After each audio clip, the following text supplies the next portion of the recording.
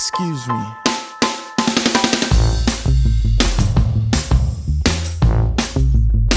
Yeah.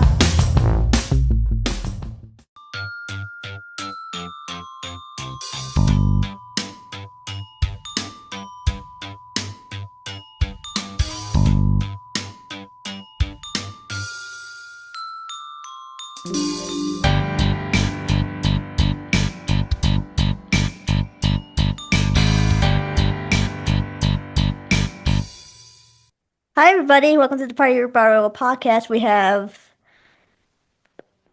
Fame Black on the... Well, he's on the bottom of me. I'm on the bottom? Hold on. Yeah. He's not even on screen. Hang on.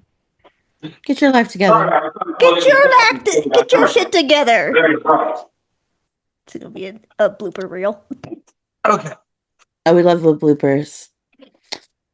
Listen, I could tell you the blooper reels I have for the first episode of Hamilton. Mm. We just wild. Right, and then I didn't even do that. We just did the audio for that one because like I'm not gonna edit this video. This is crazy. Oh, sometimes the bloopers are way too much when I record with my two friends who are effectively known as the problems on my show. And if you watch it, like 2 episodes ago, they took over my podcast for me to give me a break. Never doing that again. You're like, I trusted you. Never again will this happen. Well, they talked about they talked about the South Park musical movie. Oh, yeah. Yeah. That's what they talked about. And I'm like, oh. I'm like, oh, great. They sound like problems. Yeah, they are. and they in the most loving way. And also when they come on as guest on my podcast with me, they're a pain in my ass. They try to get me to like lose focus and laugh all the time on purpose, and they said that to me too. I'm like, so you do this shit on purpose then? Yeah, obviously. But listen, I don't think you like we see me and Fame, we talk about like during like actual say like if our lieutenant is live, we'll be in, we say we have a backstage. Sorry, Mal, if you hear this. But we have a backstage. We'd be like, are we really doing all this backstage while like we go to like on stage? Yeah, we just sometimes you just have to have fun. That's kind of the fun of it, right? So yeah, sorry for this long intro, everybody, but it's my show. Well, that's how I run my shit. Long. I mean, that can all be cut. Cut it out. Will my friend / editor Jay cut that? Oh, is my question. Will the editor cut that? Jay, just start now. I mean, as an editor, the job is way easier if he just starts now. So yeah, welcome to the Your Broadway World Podcast, everybody. Today we have Iconic Marie with us, and Fame Black on the bottom, or wherever he is. I don't know where he is after this is over, but oh well. We're gonna talk about a couple of things. We're gonna talk about your guys' theater app. Yes, StageLab. Yeah, StageLab. That's what. So how did StageLab come to be? So this is kind of a funny story. So at this point, me and Fame, we're just kind of working on like the podcast, and like I was scrolling through TikTok one night, and I saw one of a theater content creator that I kind of respect, even though they're a little controversial because of their takes on things. But they're kind of really honest. His name's Sweaty Oracle. He got demonetized, and I don't like when content creators get demonetized for freedom of speech, honestly. And people get sent bots and things like that. So I started looking around to see like, is there really a social media creators hub for theater, for theater people? Not really. And so I was like, well, I got a little bit of skill. I got a little bit of knowledge. Why not try to put that to use? So Mm. I kind of took the like, okay, band lab is for like musicians, right? Yeah. So, right. Kind of a play off of that idea of like stage lab with, having a laboratory for people of the stage. And that means stage in like all stages. I recently was talking to somebody about like people who do like concerts and like how theatrical that actually is as well. So eventually I'd like to like brand out to like all stages, but specifically right now it is for people of theater and musical theater, as a creators like hub, social media, and tools for the theater. That is kind of how StageLab came to be.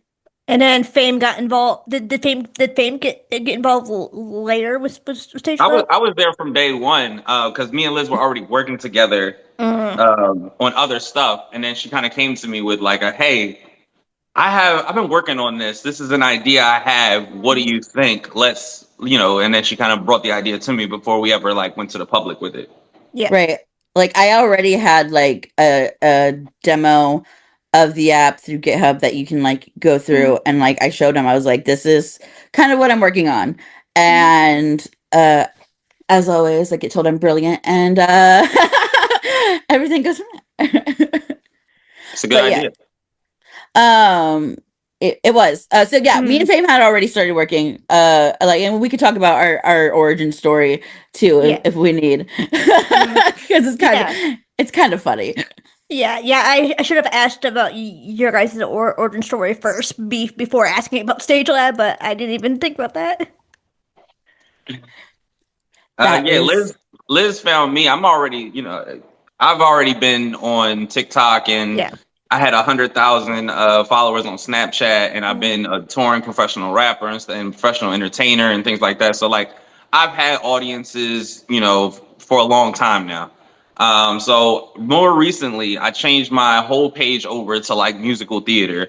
Because even before that, my TikTok page, I had like maybe 30K followers, but it was for other stuff that I was doing, picking holes in movies and things like that. But this was over the past year, I changed it to like musical theater related stuff. And Liz found me through a post. And, that's kind of normal to connect with people through the post. Oh, I love this song, or I love this musical, don't you? That kind of thing. But Liz was real adamant. Liz started showing up in lives that I was doing where it was just like me doing nothing, trying to figure out, how to be on TikTok live. And then Liz came in and was like, let's make a whole thing. Generally speaking, that's not what she said, but it was like, let's work together. Let's build something. And it kind of ended up working. She bullied her way into it, but I definitely was apprehensive, but it ended up working out. Now we're a package deal, as you see. So my perspective, she bullied her way into, honestly, if you say being what's the word, a go-getter, bullying, sure, you could say that. But I was listening in lives, and like, okay, so my first post I came across of him was one of his Broadway hip hop of Sunday in the Park with George. And I just like commonly wrote, well, this is a weird way to propose to me. Like, you blend two of my favorite things, musical theater and hip hop, and then like turning non already black shows into hip hop, I thought was actually brilliant and genius, because it gives you a different perspective of the lyrics that are being written, and that's the potential I saw in him. Like, my background is I used to work for Apple, and I was doing social media and directing in that way, and I've done this before where you see potential in people and you want to build them up, and that's kind of just where it started.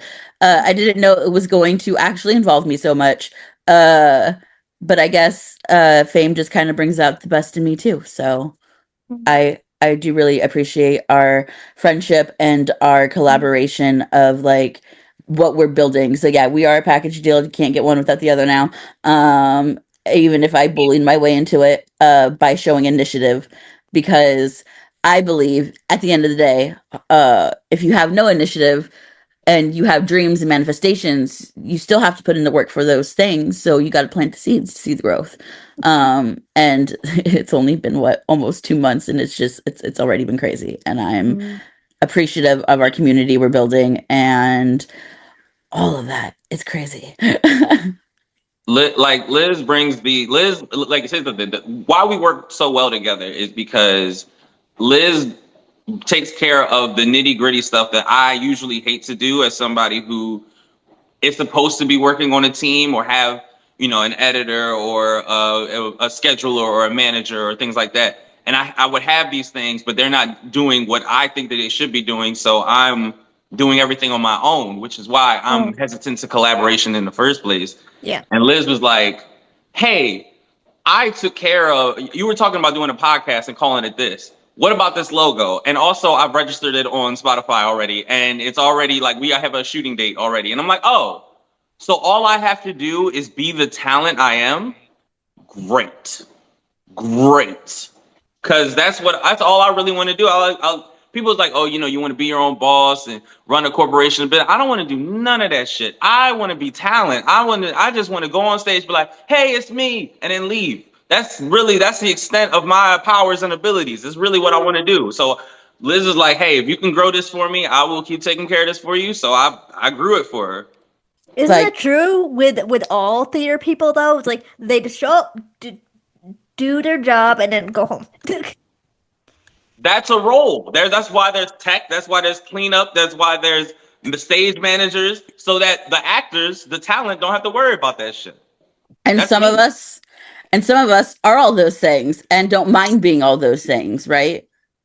Like I grew up in the theater. Like my theater started at a very early age, of being and Annie. Listen, I've been in that show one too many times, especially in our community theater, because they do it every freaking year. And that's why I have a despise for Annie. Funny enough.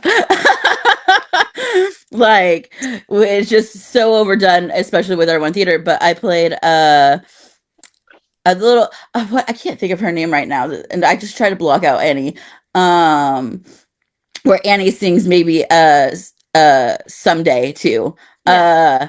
I was her. That was my first experience in theater. And my dad used to direct. He used to do off-Broadway productions. He was actually, funny enough, in a production off-Broadway, which is coming to Broadway, Full Monty. Hilarious. So for me, I grew up with it. My dad's love and passion for theater very much transferred over to me. I sing, I dance, but I know I have a very good, like, getting things done, scheduling. My dad just put a lot of hard work into me to be that way, to put the effort into things, because if you see the worth in it, then you should put the effort into it. Yeah, I almost feel the same way you do about Annie, because that redhead child is the bane of my existence. And Mr. over here loves Annie. I think she's just fine. I don't have a hate for her. The long-term fans of MTR, Musical Theater Radio, the show that I host, know that I don't like a ragtag group of kids doing anything. But Annie is by herself most of the movie, so I don't mind. I mean, I love Andrea McDonald, but I just don't like the redheaded kid that keeps singing about maybe. About maybe something will happen. Oh, I'm the like, poor okay. orphan has big dreams. So what a bitch. Dang you orphans.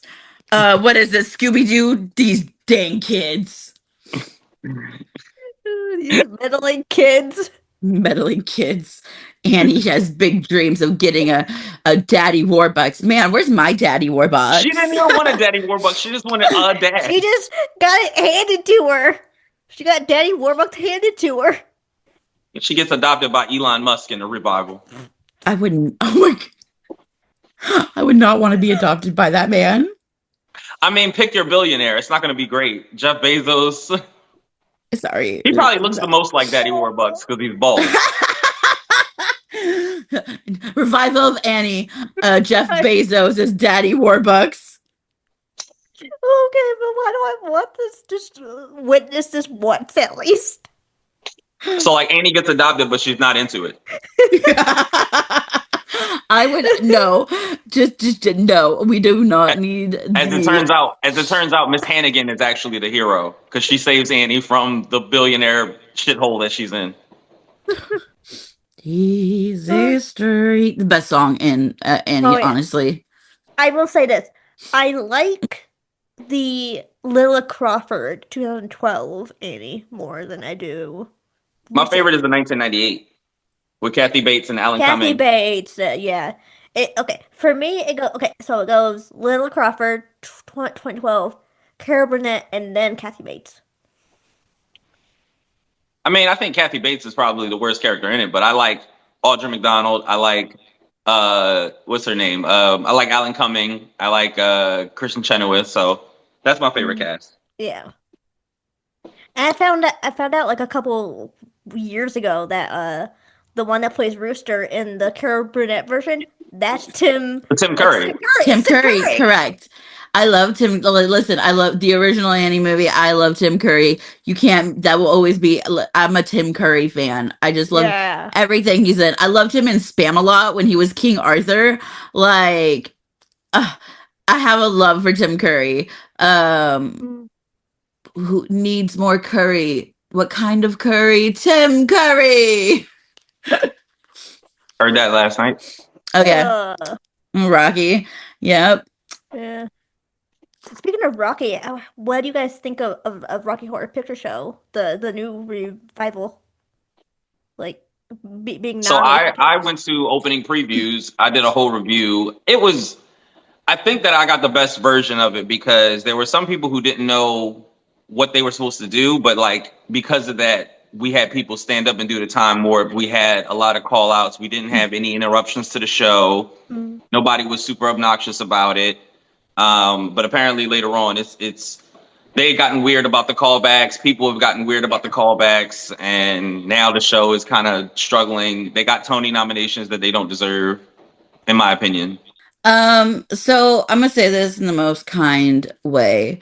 The problem they have, and it's their own problem, is the show had no real creative direction to begin with, right? I personally believe when you are reviving a show, there is a reason because you saw something new in the material. And if the original writer, composer who happens to be alive, doesn't agree with that, you're not going to get anything new from the show. And unfortunately, Richard O'Brien has a lot of creative control over that show. So unfortunately, I feel there shouldn't be a revival of Rocky horror really done on Broadway until after Richard is no longer with us, because I think it's safer to call it a restaging than a revival. Right. It is. It is.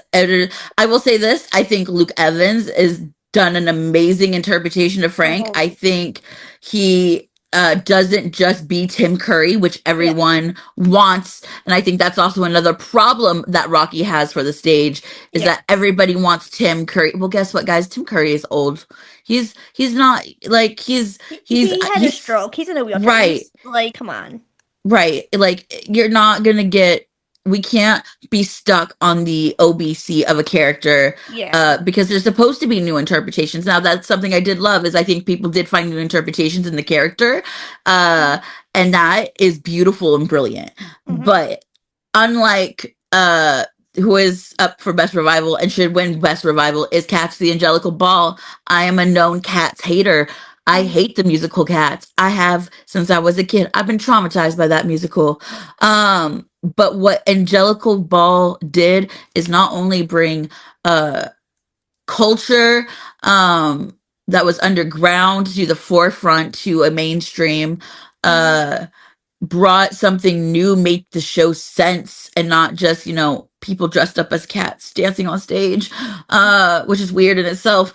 They did something magnificent with it. And that that is how a revival should be done. Yeah.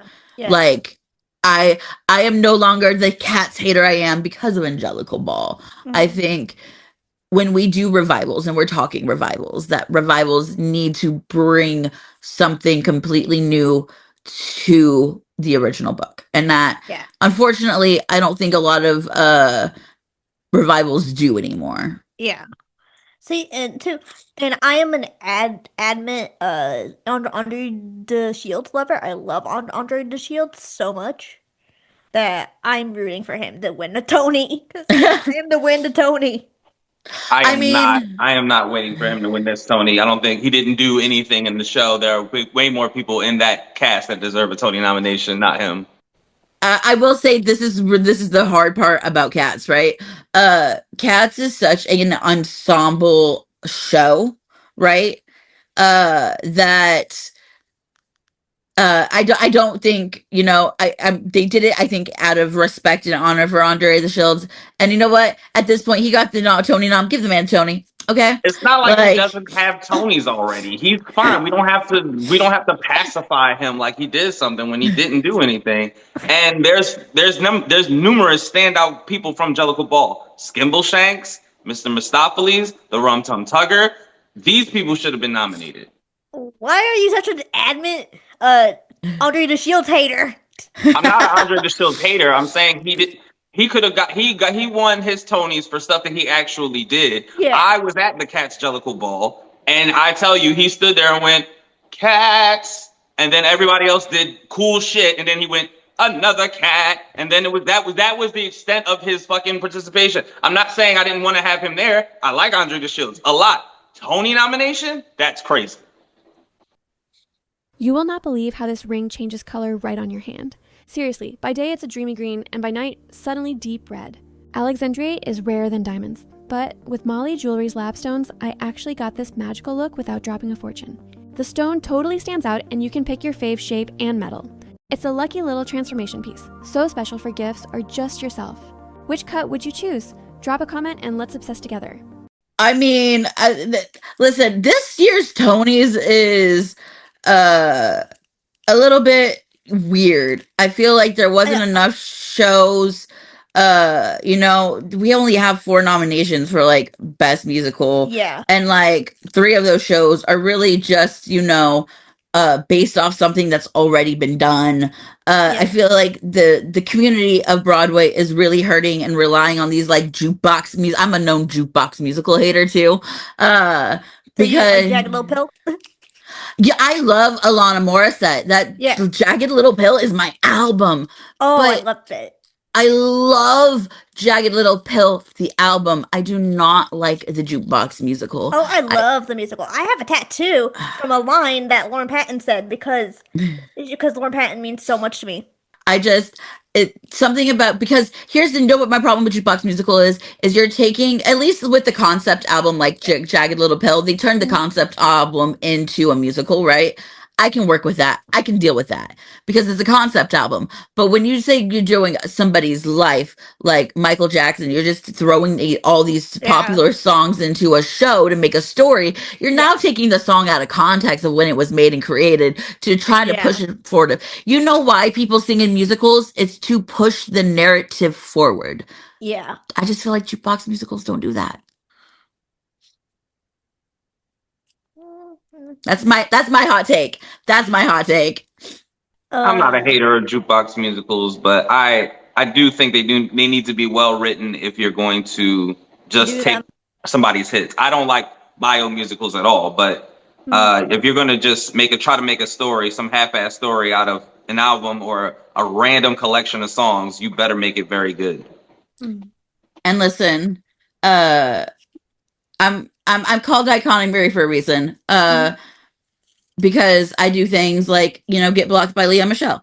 I can't believe that happened. Yo, that was the funniest. Listen, it's like my proudest moment of being online is being blocked by somebody and being living rent free in their head for no reason. So I made a TikTok of insert TikTok here. It's on my pin page. You'll find it. of me being like, get in the water, of like me being Leah Michelle reacting to being snubbed for a Tony nomination when the rest of her cast was all nominated. Yeah. But the show wasn't Aaron Tveit. nominated for Best Revival. Yeah. I mean, 3 of the like 5 main people were nominated. Nicholas and the other girl are the only 2 that were nominated. No, there was another male who was nominated as well. Who? For supporting. Okay. Yeah. The other guy, he was nominated for supporting role. The other star wasn't nominated. Just want to point that out. But she wasn't nominated at all. Yeah. Nor did she deserve to be nominated. So I made a little funny tee hee ha ha. And you know how people get in the comments about Leah Michelle. Only if she could read this, blah, blah, blah. Yeah. And I was like, well, maybe once she can read, she'll win a Tony. And then there's somebody in the comment section was like, oh, this is so old and unoriginal. Yeah. And so I click on this person. They left another comment, but it got folded, which was like, oh my goodness, you have so much hate in your heart. I am like to like make fun of the downfall of someone's God. I'm so embraced for you. By the way, they spelled embarrassed wrong. So I clicked on this profile. I wanted it to be like, wow, this looks like a secret sneak account. So I click on the profile. I see that they're only following 2 people. I click to see who they're following. Chess the Musical, but I couldn't see who the other person was. So I log into our podcast TikTok, go to my page, click the same person. Oh, guess who their like 2 following is? Chess the Musical and Leah Michelle. I can't say this person was Leah Michelle, but my assumption is that you are Leah Michelle. And hi, Leah, if you hear this, like, embrace it. People make fun of people. We can't be such. I grew up in such a way of like, gotta have thick skin to be in this business. Yeah. You got to be able to take constructive criticism at the end of the day. And you're a phenomenal singer. Don't get me wrong. Like, but don't be a Rachel Berry. Be a Rachel Berry. Don't be a Rachel Berry because you are Rachel Berry. Like, it's just don't be Rachel, Leah. Be Leah, not Rachel. Here's the thing. I liked season 1, 2, and maybe even 3 of Glee. Then the rest of it got stupid, and I hated it so much. Once they moved to New York, I was like, all right. Yeah, once they moved to New York, I was like, all right, I'm done. Actually, you know what's funny? I continued to watch it, but then it became like every 2 seconds was, we're shutting down the Glee Club. Don't stop believing. Okay. Oh, no, the Glee Club is back for some reason. Sue Sylvester had a nice moment. Okay, blah, blah, blah. 2 episodes later. Oh, my God, we lost all our funding. What are we going to do? Well, I guess the Glee Club is shutting down. Don't stop believing. And then those, like, weird weird couple scenes with Demi Lovato they added. Oh, yeah. I'm like, that's a weird person to add to your show. Oh, but okay. I mean, okay, let's be brutal. Glee was so problematic to begin with. Yeah. Like, if you watch that first season of Glee, it's one of those things where you look back on and you realize, this was actually crazy programming. It's the same thing that everybody's experiencing with America's Top Model with the new documentary. They're like, right, this show was awful. So, it's one of those things where we learn now what we should have known then, but we really didn't. And it was the only thing like it on TV at the time. And the thing is, too, like, I remember I commented, I don't know when I commented in your live stream. I was like, let's be real, Will Shue would be in prison. All of them would be in jail, though. But that's the heightened world of Glee, is that everybody can do criminal things and not go to jail. Yeah. Glee is. So Sue Sylvester definitely would be in jail. Especially, like, okay, so the only one thing I will say about Sue is, like, her love for Becky and her sister, unbreakable. Like that is Sylvester's redeeming factor of, Everything else, nah. she made Becky a Cheerio, like she at least Sue Sylvester is not a complete equal opportunist hater of everybody. Yeah. This is a real Aladdin take of like they're nice to one person and you're like, oh, they're nice. No, she's not nice at all. She's even mean to Becky at times, right? yeah, Because she treats Becky like she would anybody else, because that's how Becky wants to be treated. But still, at the end of the day, like most people wouldn't have even given like Becky the opportunity to be a Cheerio. Yeah. that's true. So there is that. Glee is so funny to me because like I missed out. So more so I was homeschooled in my years, so I did a lot of community theater growing up. I didn't have high school theater, or like I was in community theater. That was my theater. So I did all theater things growing up, like, but we just had more program things because I was homeschooled. But it's when I got to college is when I really, really learned the it really is like that. Like in departments, like when it comes, and I've always known people are freaks, not that. I'm just talking about the backstabbery and the competition with each other. I really didn't see that until I went to college and was doing college theater in college. I guess I was just very privileged in that way, but like I was like, dang, this is Glee. Like, and we're not even show choir. We're just the theater department. And I gotta say, where the hell are they getting their those slushies that they keep throwing in people's faces? Where are they Ohio getting those 7-Eleven. at? Right, 7-Eleven. What do you mean? Ohio 7-Eleven. 7-Eleven. Those are just 7-Eleven slushies. We got There's a 7-Eleven in the Glee universe. Yeah, for sure. I mean, it's not probably like branded 7-Eleven, but it's I keep forgetting that Glee's in Ohio, by the way. Yeah, Lima Heights. Lima Heights. Or it's Lima, Ohio, right? And then Santana is Lima Heights adjacent. Yeah. Yep. Yeah. I keep forgetting where Glee is. Oh, why Ohio? See, this is why people say Ohio's weird. I wouldn't know. I've been there once. I've been to Cleve one time. It was a bad experience. Terrible date. See, Glee, you're giving Ohio a bad name. Apparently, I mean, so does last 5 years, A Summer in Ohio. Like all these shows that talk about Ohio say Ohio is terrible. Ohio, be better, do better.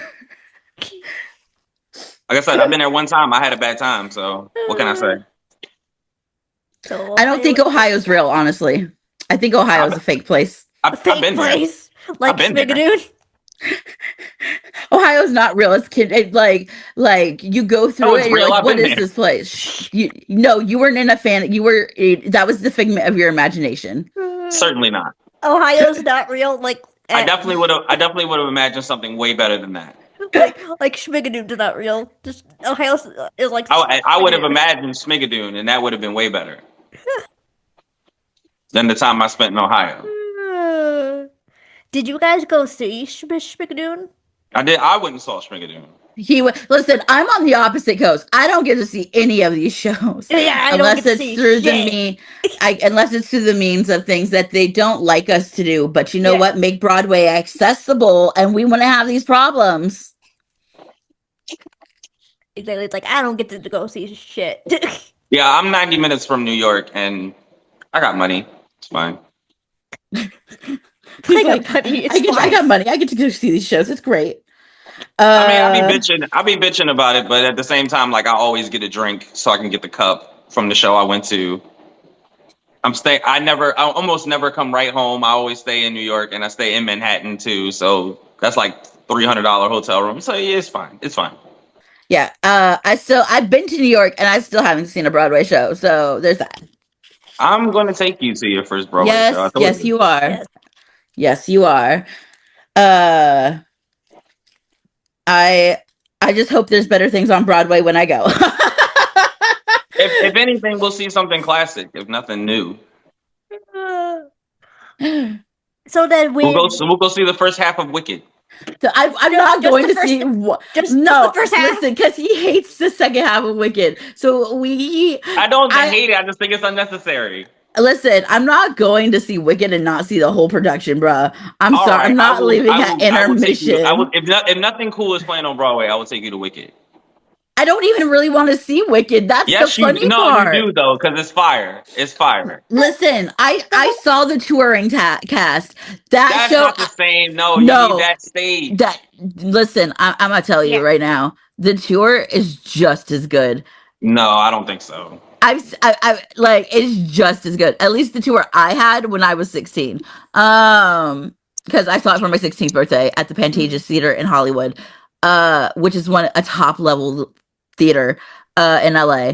Probably their best theater. Again, I'm in San Diego, so theater in San Diego. If they're still around, they might be closing soon. 6 will be all right. 6 will be fine. They got a pro shot coming out. We all thought Death Becomes Her was gonna be fine. It's not fine. I did not think it was gonna be fine. Once I found out how much it cost, $30 million a night. Are you joking? Oh my god! What? There's no way it was gonna be fine. It was never gonna be fine. No. Yeah, the output of the show of production costs is crazy. It's why me and him talked about this on TikTok Live about like how Death Becomes Her has sold almost 1 million tickets and just tickets. 1 million tickets. 1 million people have gone and seen the show. That's a lot. And for even to say the fandom that kept it running so long because it got viral clips on TikTok, and that really, I think Death Becomes Her would have closed sooner if it wasn't for the fact that slimes were leaked and clips got made and went viral, right? I don't think Death Becomes Her would have been this phenomenon that we have right now, and it's sad that we're seeing the show close, but I'm glad it's touring. And honestly, I kind of figured with Beaches, because I've heard not so great things about Beaches. I mean, Beaches is closing too, so yeah. Which again, like I said, I kind of figured about. I just wish Jessica Vosk wasn't getting screwed out of that. Because I love me some Jessica Vosk. She'll be back. She'll be in something else. She'll be back like before. She will sing the song and win the war. Oh, Jessica Vosk is somehow Everybody gets a bad George. Kristen Chenoweth just flopped. She always flops though. Ever since Wicked, she always flops. But she's still great. I wouldn't say she flopped. Well, okay, I'll wait for you to name a Kristen Chenoweth star power show that she did after Wicked. Shut up. Shut up. Me and him both were looking at you like. But also, what's her name? Idina Menzel. Except for Frozen, she can't recover on Broadway either. Wasn't Redwood good? Or what was it? It closed and didn't get any Tonys. So you tell me, was it good? I mean, again, shut up. She also, like, Idina just tours by herself and sings songs. Listen, she doesn't need Broadway. She's great. Just same thing with Kristen Chenoweth. They're great. They're still part of the Broadway legends, even though they haven't had a hit since 2004. It's like I feel like that's now what's happening to Sutton.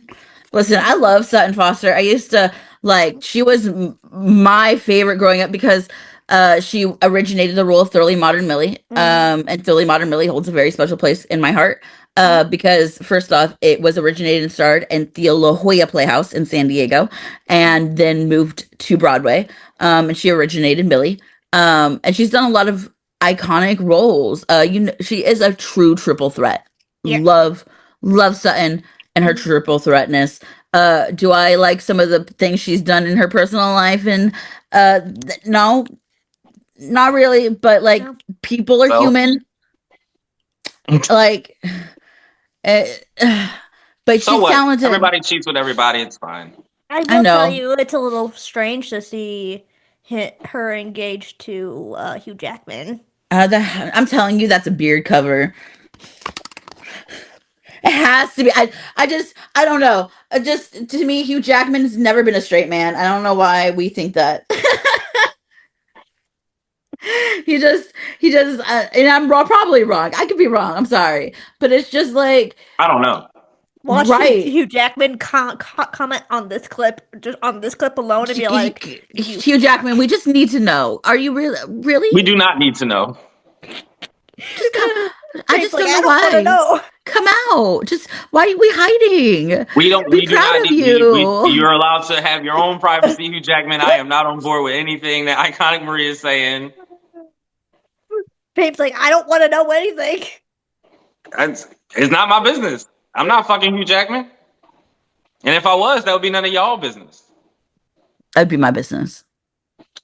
I mean, I'll probably tell you. Right. I was like, excuse me. It's my podcast, so yeah, it's my business. It's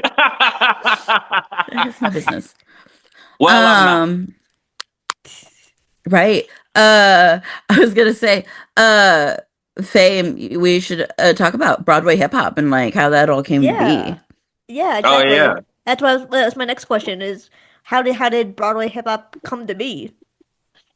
Broadway hip hop came to be because I finally recorded stuff that I was doing by myself for years.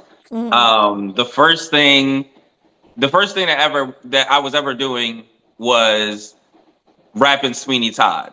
So I was always going like, there's a hole in the world like a great black pit, and it's filled with people who are filled with shit, and the vermin of the world inhabit it. So I always thought that had a hip hop bounce to it. So one day, I put on the Kanye and Jay-Z, I'll be generous here, People in Paris.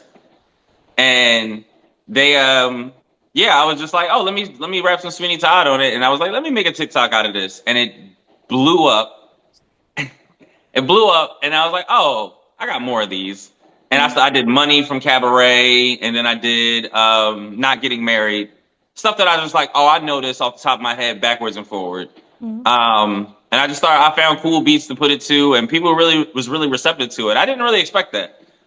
So then it became like, oh, whatever I think of, I'll just make more.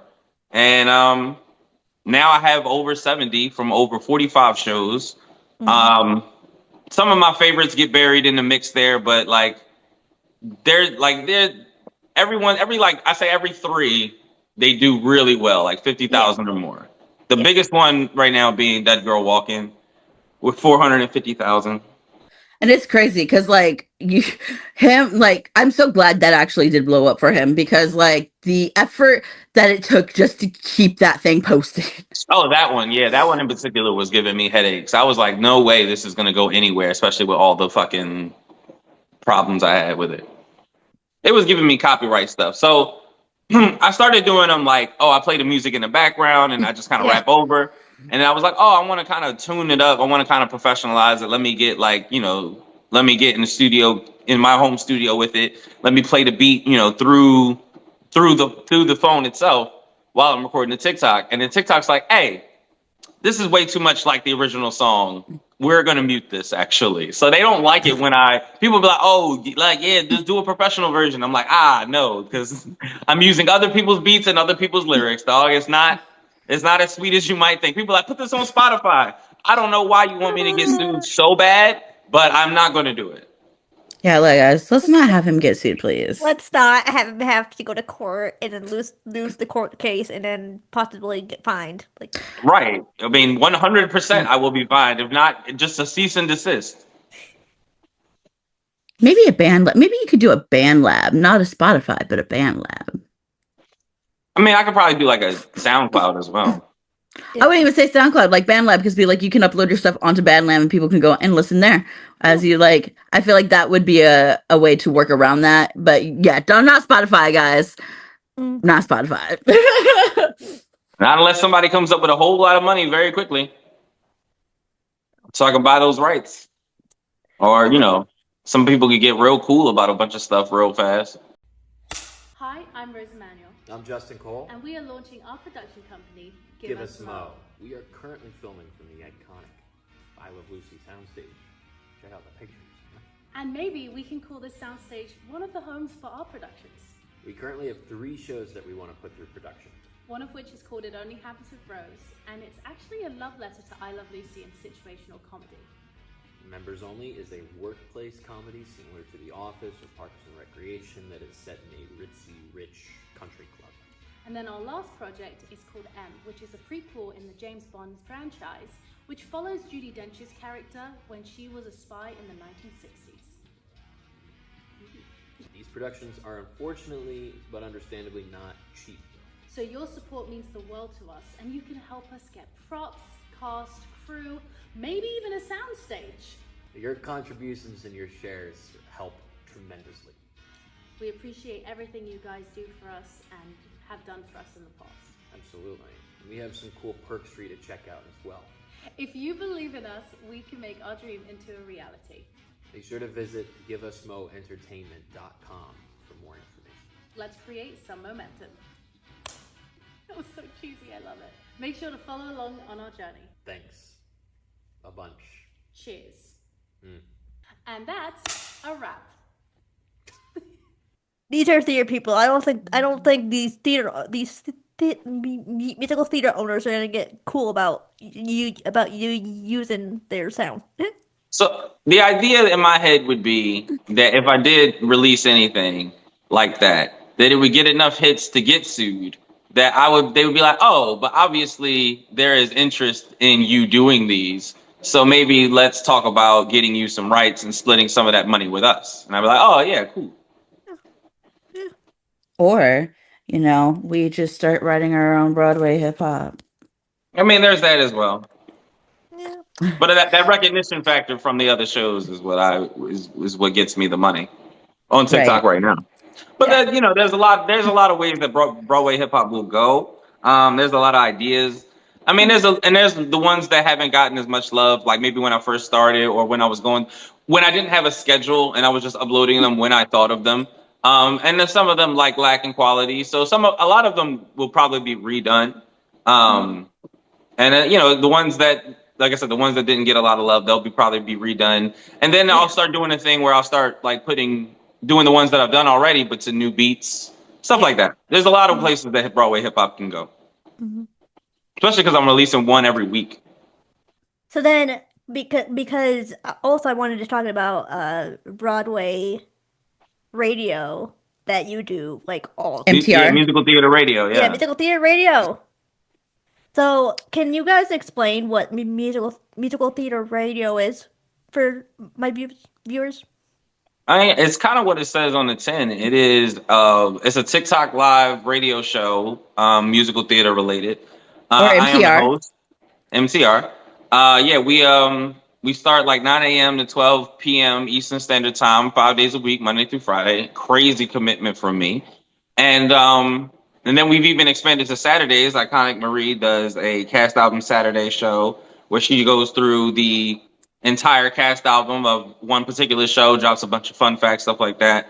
During my show, it's more they tap the screen, get up to a certain amount of likes, and then the request lines open up. Everybody puts some requests. I got a question of the day that people answer on. And then a lot of people, after the question of the day gets answered, they put in their own questions. Hey, question to the room, da-da-da-da-da.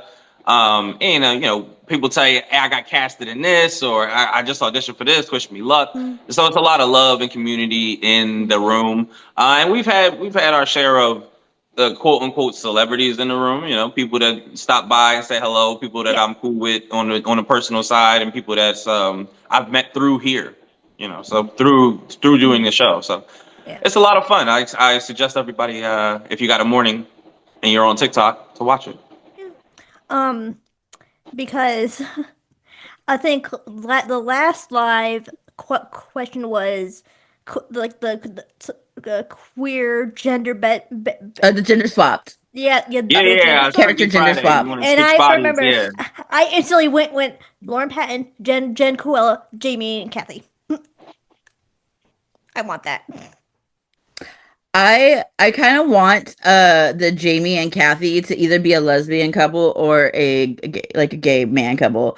I would love to see it be male male or female female. I don't think we need to necessarily switch the roles Yeah. of like male female Jamie Kathy, or maybe I think it would be an interesting interpretation. So maybe, but I would love it to see it as the same gender dynamic, because the problem I do have, even though Last 5 Years is one of my favorite shows, it's one of my absolute favorite shows. I love the music. I am neither a Jamie nor a Kathy apologist. For those out there, I don't Just pick. break up already. I Just- think that they're Favorite both comment. the problem. Just break up already, because honestly, truthfully, you both at fault for different reasons and different reasons why. Yeah. Because for me, Kathy is resentful towards Jamie, and And Jamie Jamie's a dog. a dog, like, and so that becomes problematic. But I would like to see that in a dynamic of the same gender and not opposite genders, because we already have enough gender wars. I think having it be done by the same gender would be a very interesting take. So I like that idea for the gender swap.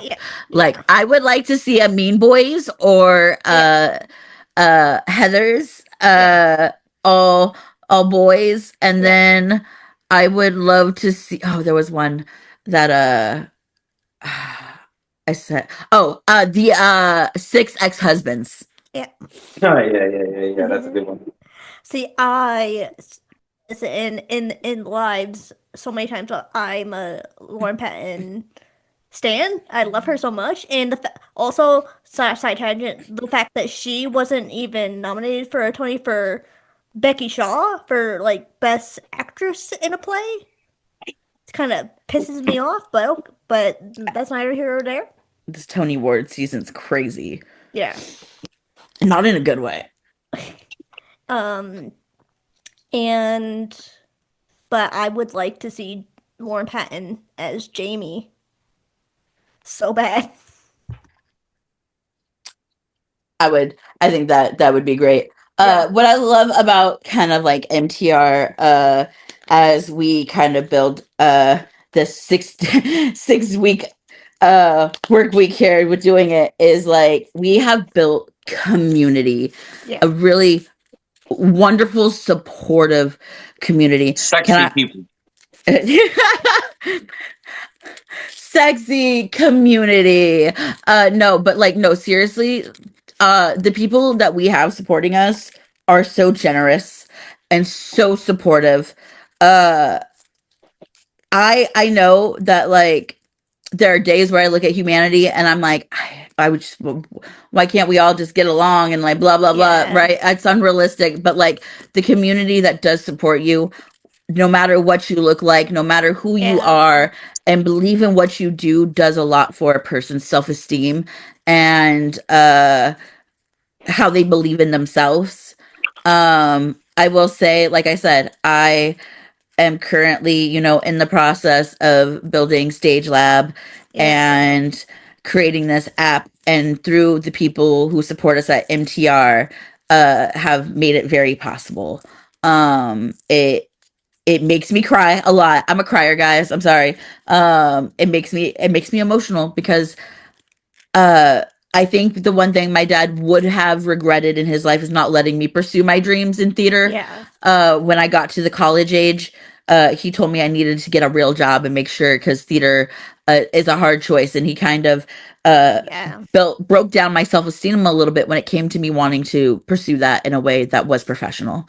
Even though, like, he did it as professional and hobbyist a lot of his life, he didn't want me to have to suffer the financial downfalls and wanted me to have a backup plan. And I get that and understand that at my age now, but also, like, I think that hindered the dreams that I did have.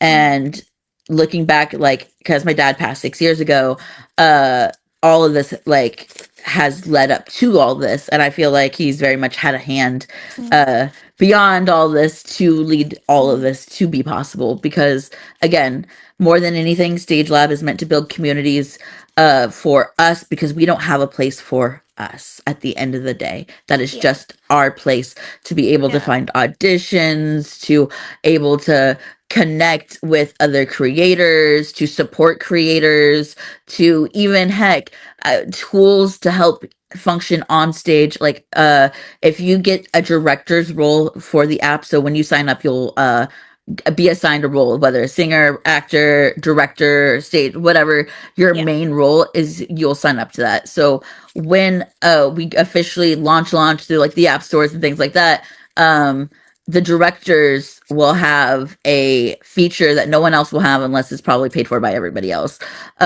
which is for shows that from start to finish, you can schedule your auditions, casting calls, have your entire cast in the app, schedule rehearsals, have people check in, check out, instead of having to do it all through paperwork and sign-ins, and people can just like go into the app, up, I'm at rehearsal, and then all through like that was a tool that was asked, like this is very much also community built, so I do want people to test it and play with it and tell me what they would like to see within it.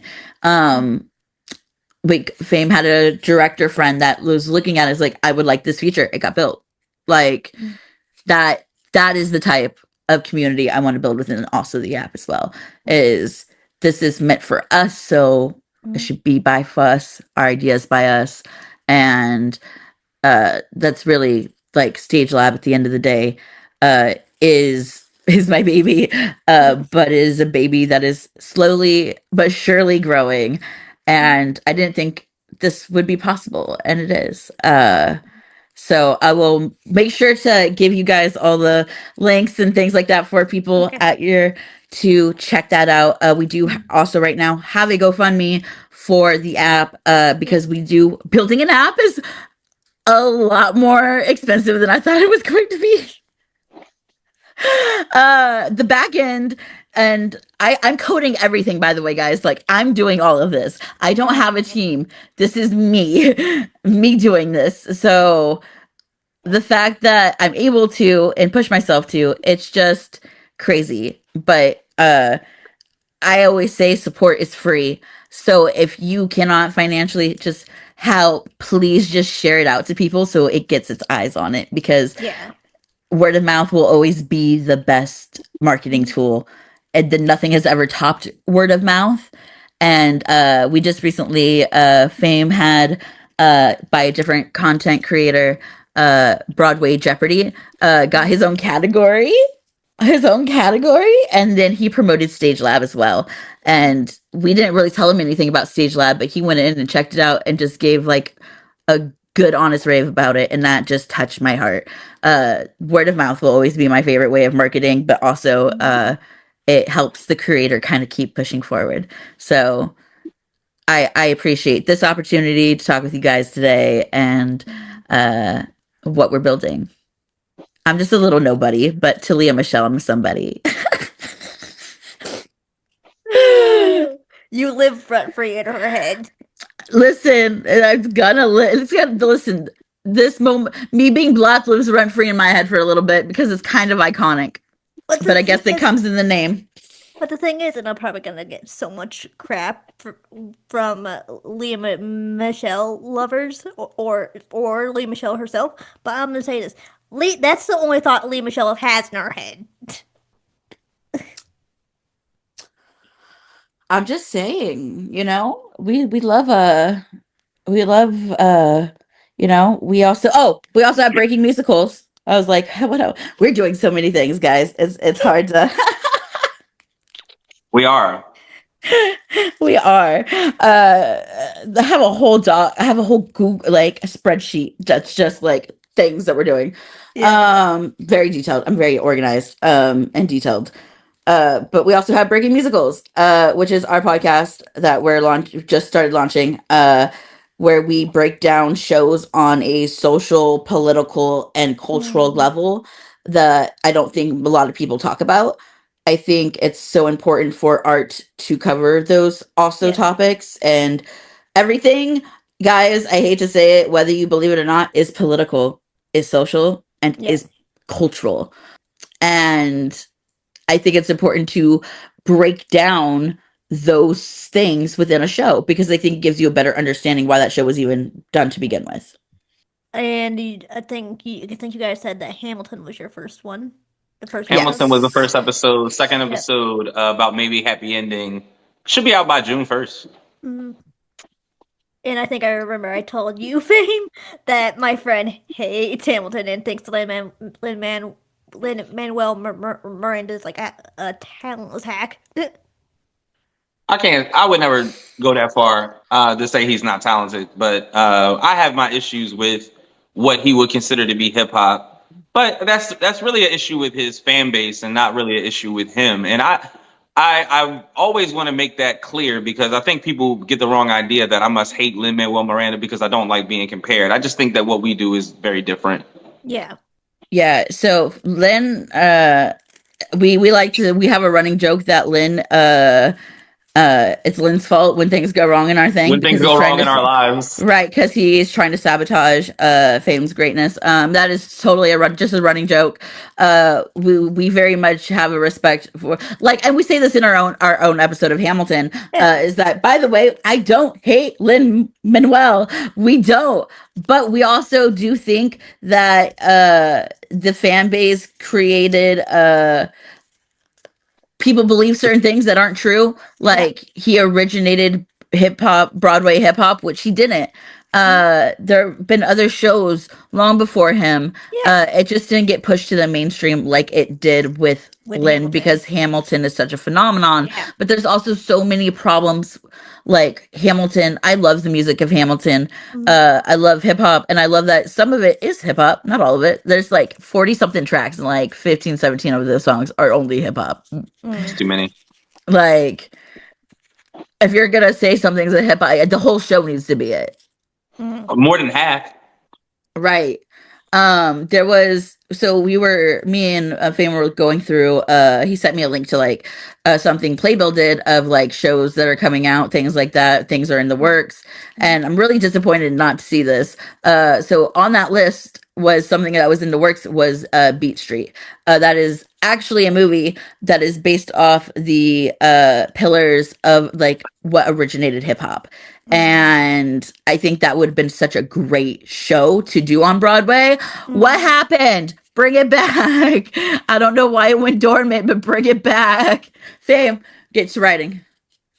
In the meantime, you got people like me, you got people like Nate G. Robinson doing Mexodus, stuff like that. So there's still Broadway hip hop for you here. It's just I just don't think you would find it with Lynn very much. I think his best work is like Moana and Encanto and like stuff where it's no hip hop at all. I think that's his best work. That's my personal opinion. I was so close to saying you better not fucking say Scuttlebutt. That is the bane of my existence. Like, no Scuttlebutt, please. I don't mind Scuttlebutt. I hate it with a passion. Yeah, people don't like Aquafina, but I thought it was fine. I don't know about this. I'm blind to whatever. This is from The Little Mermaid, but it's fine. I didn't watch the new Little Mermaid, so neither did I. But I've seen that song and I think it's fine. I like it actually. I don't like it. I play it. Think it's annoying. I feel like that way with a lot of I think the whole SpongeBob the musical is annoying, but Oh, I like the SpongeBob musical too. I've just never liked SpongeBob. Do you think Ethan Slater's annoying then? Yeah. Ooh. Hot take. Yeah, sorry. Little ginger man. I will say his best performance I've ever seen him do though is his Bach performance in part 2 of Wicked, even though I hated part 2 of Wicked, but he was the best part of part 2. His performance in the Witch Hunters, like that was amazing. I was really impressed by that. Yeah. That was the most I've ever been impressed by Ethan Slater though. And it had to be in that had to be in the sucky part of Wicked, for good. Like, I'm sorry, they could have done this movie in one movie because here's the thing. If you know anything about Wicked, is that Wicked has the shortest second act of any musical. Because it's unnecessary. And here's the thing, though. It's like John M. Chu, and no hate to John M. Chu. I loved it in the Heights movie, but here's my thing: you can't just add fluff to movies like that. When you're adding fluff to a second act that is Yeah. already so short, right? Like Yeah. it is like 30 minutes tops. Yeah. It's like I said, it's one of the known shortest second acts of Yeah. any musical. So why are we making it a 2-hour movie? But then it's like I also feel like they added fluff to the first part too. They did. They added Yeah. way too much Yeah. fluff for the first part. Yeah. But Yeah, the that movie. was their best chance of winning an Oscar, which, I do think Ariana and Cynthia deserved those Oscars, and they used knew they wasn't the going to win no fame. Oscar. But and you know what sucks though is the Oscars used the hype of the first Wicked movie to promote the Oscar people to go watching the Oscars because of all the Oscar backlash that's happened over the last few years with Will Smith and all that, and used Ariana and Cynthia to perform at the Oscars and then snub them, and that was kind of They were they even nominated? They weren't snubbed. You no, used they that were word they too were much. nominated, but like give them at least like he did. I think what was it? They got one win, which was best costuming. Yeah. Yeah, Which that's all Paul it's doing. Tazwell is a genius. Like I love Yes, his absolutely. costuming. Amazing costumer. Absolutely. Yeah. Well deserved. And that made history in itself because he was the first black man to win that category for a musical at the Oscars. So that was great. But at the same time, I do think it out of the movies. I don't even know what movies came out that year. Better ones. Were there? Because I don't remember the movies that came out with it that year. I don't even know what won that year. Didn't Sinners come out that year or no? No, Sinners was last year. And Last year. Yeah. That's when Wicked Part 2 came out. Yeah, but Wicked Part 2 was snubbed for the Oscars this coming. So you use this word too much. Didn't deserve is what you mean to say. No, it absolutely didn't deserve anything this time go around because it was terrible. Yeah, so not snub is not the right word. Snub means you earned it and they didn't give it to you. Snub is my word. They didn't earn anything except for the one they won. It was all right. I mean, they could have got something for setting because I will say the set design and all of that was phenomenal. Yeah, and for all of that, and for it to be not like CGI, it was like all practical except for like the sky and stuff. Most of it was like almost all of it was like practical. Except for like it's okay. In a word to Columbia. It's okay. I mean, but yeah, people rely too heavy on, CGI now. And so it was nice to see a set and stuff that is just not green screen, Yeah, that's what I'm saying. It was all practical. It wasn't green screen. So there. I mean, Fame has his own opinions because he's a writer. So an Emmy award winning writer. So he has his correct. I give you your accolades, sir. Yes, sir. You need to talk about your accolades more. Yeah. Don't be as talent, you're not supposed to be humble. Yeah. No, I don't bring up the Emmy though. No. But as a writer, I would. You're talented beyond just what you do in a public sense as well. And those talents should be known. Like I said, I'm the handler at the end of the day, so says him. Yeah, I did say that. So I'm gonna handle you. Don't threaten me. I took that the wrong way. You can take it in any way you want because I guess you're probably right. You might be right. You might be wrong. I'm gonna handle him in some way. Wow. It wouldn't be an MTR appearance without some freak talk. Listen. By the way, we have a merch store for MTR and Breaking Musicals, right? So within we have the Fame Freaks. So we like to as a running joke gaslight Fame into thinking he called us this. He did not. I'm gonna say this now, guys. Sorry. He did not call us his fame freaks. We called it ourselves. So that, and then he was like, "No, I don't want to call you that. That's not what my fandom's going to be called." And then the fandom demanded it and gaslighted him into it. So Take a back seat, babe. I had nothing to do with it. he didn't. He really didn't. But I did call my my fandom iconic freaky freaks because they are. They are. Iconic Marie's freaky freaks are the freaky freaks. They really, really are. So that is all. That is another way people can go and support us for StageLab as well. Is all of our current profits for our merch does go to StageLab. So you can get something cool. We have blankets. We have tumblers. We have Fame's Freaks and iconic Marie's Freaky Freaks on a tumbler, like a nice little Stanley cup is on each side. I'm working on some new designs to post to the store. Songs coming soon. This man wants songs. Let me see that thong. MTR. Oh. This was not on my 2026 bingo card at all. Just talking about thongs. You gotta have thong merch. That's how you make it in this business nowadays. You know, unfortunately, you have to weaponize what your assets are sometimes.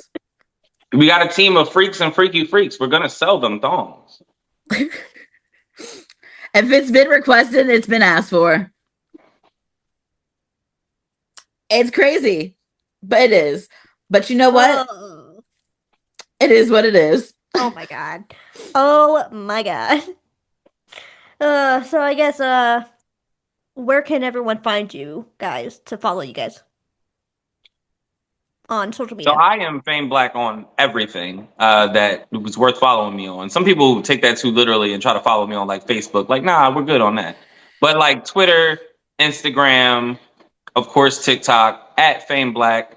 There's no, there's no underscore, there's no space, there's no 1, 2, 3. It's just Fame Black. And then, once you're on my page on TikTok, I have a link tree that takes you to everything, including the GoFundMe for StageLab, the merch store, the playlist that comes out for every episode of MTR, plus every past playlist, and Breaking Musicals, the podcast. So once you find me, you'll be able to find everything else. Heck, once you find me, you'll be able to find anything else. I'll also make sure to link you my direct me, which has all of our platforms on it. For StageLab, Instagrams, Breaking Musicals, all of our Instagrams, all of our social media are there. But for me personally, Iconic Marie, you can follow me on Instagram and TikTok at EMC, the number 4, Life 11. EMC for Life 11. Have a rebranding, and it's weird because I've gone by this name, EMC for Life, my entire time on social media. So it's weird to be Iconic Marie now, but Yeah, no, once you teamed up with me, you needed an upgraded name. I guess I probably had to change all my social media stuff. Right now it's EMC for Life 11 on TikTok, and I'm also me personally, I'm now gonna mix the other thing I do in my social media is flow arts and Broadway. Because I fire spin and dance with fire, so why not add both? I think I saw you fire dancing on the FYP actually. I ran into that. I'm like, oh, that's kind of cool. Yeah, that shit is cool. So my flow journey, it's called flow arts. For those who don't know, flow arts is based off being able to dance with a flow prop, hoops, fans, staffs, dragon staffs. We all have there's different props you can use. I started in flow arts 6 years ago with hoop dancing, which is hula hoop dancing and dancing with hoops. After my dad passed as a coping mechanism, and it stuck. And a year ago, I had a friend who was like, I was coming out of my hermit shell. I met somebody who did flow arts, who did fire spinning. They got invited me to a party. I went, and they were like, "You should fire spin." They bullied me into fire spinning. And I mean, he did bully me into you think I bullied Fame? No, this man bullied me into fire spinning. And I started with fire dance with hoop, but I didn't really vibe or flow well with the fire hoop because fire hooping is one of the most dangerous props you can use Yeah. because it's one of the closest of the fire comes in contact with your body. And so I couldn't get into a flow state with it at all. And it was frustrating me. So I have people who are using the fans, and the way I got myself a pair of fans and then started using those, I fell in love with flow arts all over again, like I did when I fell in love with hooping for the first time. I had the same feeling when I did fire dancing with my fans. I have LED fans too that I even make fun little like memorizing like 3D content with an AR that will allow you to like look like a Microsoft screen, like those fun geometric designs. I have that, but the fire dancing is really an art and a love that is one healing and fun to do because I get to say I play with fire, and as a little bit of a pyromaniac, it's a safer option. It's a very safer option than fireworks. Or fireworks, or just wanting to, just start fires. It just saves you a lot of trouble. Yeah. So a lot of people always ask like how like our like works, right? With the fire, what we use to like set it on fire. So we have Kevlar wicks, and we soak those in white gasoline. I only use ever, just FYI, as a safety reason, only ever use white gasoline. It burns the quickest. It doesn't come off smoky and won't give you long-term effects in the long run, like people who use what is the other one? Kerosene. Dangerous. Don't burn with kerosene. But white gas, it's the quickest. It burns the lightest, like it doesn't burn super hot. So if you do know if the fire does touch you, it doesn't. Yeah. So it is something I didn't expect to get into like this, but that's been the way my life has gone for the last like year and a half. So honestly, I'm just here for the ride at this point, and I'm just doing the things I'm supposed to do. If you're on doing that though, I will jump in. I think I did it when I saw you on FYPs because I was in the middle of doing something else, so I was like, I can't jump in right now. Oh no, yeah. I also will sometimes go live on Thursdays, every Thursdays from like 6:30 to 10 p.m. Pacific Standard Time, where I'll be live showing the fire dancers because they deserve just as much love, and like have so many talented people. But yeah.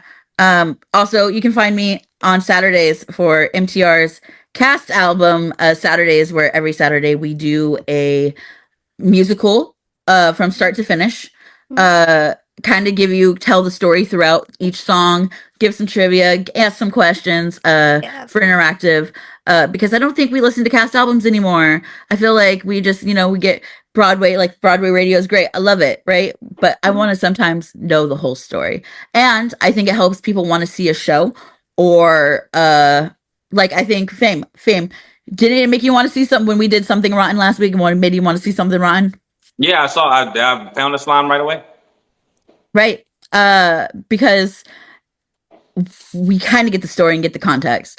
I kind of overslept this morning. My bad. But I will be going live after today, doing our MTR Saturday later today for Book of Mormon, which Can't promote that on this. It's not gonna come out today. It's but fine. you know what? They can come come on a Wednesday. But you know what? Then they can come to the next Saturday cast album, which is Repo the Genetic Opera. Don't talk about what happened today. They don't know that. There's no way for them to know. Yeah. It's okay. But they can come to the next MTR, which is cast album. We're doing Repo the Genetic Opera. Even though they took it off of Spotify. Rude, but it's still on YouTube. So we will be doing that. It's like we also will do shows that you can't hear essentially all the same because it was a movie. Like we did Cinderella, the Brandy edition in Whitney Houston. Yeah. Which again, I as I said before, it's the better. It's the better. This is the everybody best knows Cinderella, the only Cinderella, and Disney has Yep. canonized it. So Yep. Brandy is Cinderella forever and ever. Yep. Thank you. Yep. Canonized.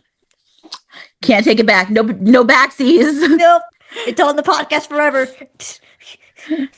But yeah, our next one will be Repo Genetic Opera, and then after that, we'll be doing Young Frankenstein. Yep.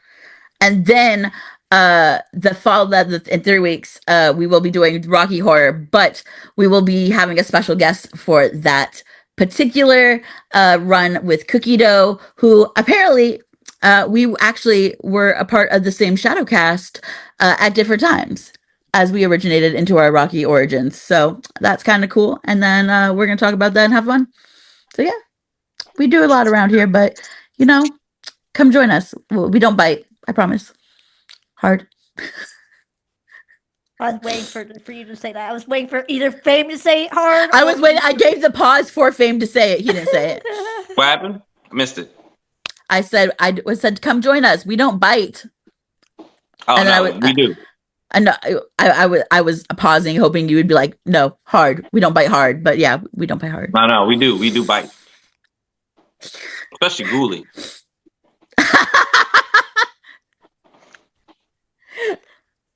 Okay, on that lovely note. Yeah, that's a good way to go. With that being said, I will put all their links down below. So anyway, with that being said, we're off, and I'll see you guys next week.